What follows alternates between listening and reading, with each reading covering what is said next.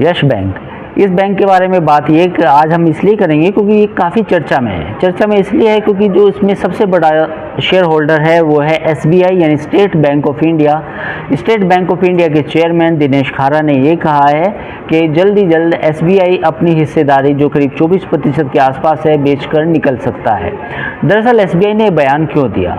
जैसा कि आपको मालूम होगा कि पिछले कुछ तिमाही नतीजों की अगर हम बात करें तो यस बैंक के जो नतीजे हैं काफ़ी अच्छे हैं।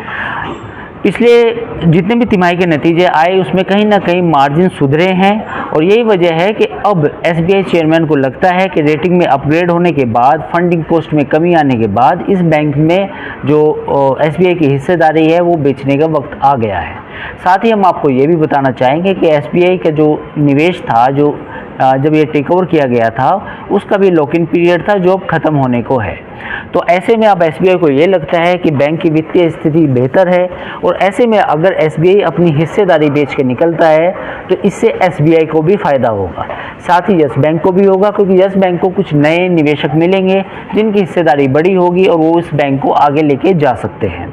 अब हम बात करते हैं इस स्टॉक्स के कुछ प्राइस की बात करते हैं। आज ये स्टॉक्स 23 रुपये 65 पैसे पर ट्रेड कर रहा था जो करीब 2.25% की तेज़ी के साथ था।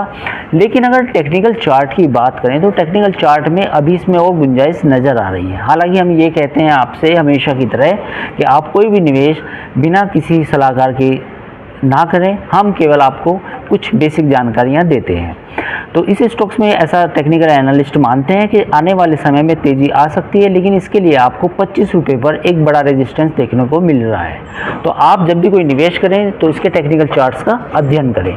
तो ये थी यस बैंक पर एक खबर जो हमने आपको बताई।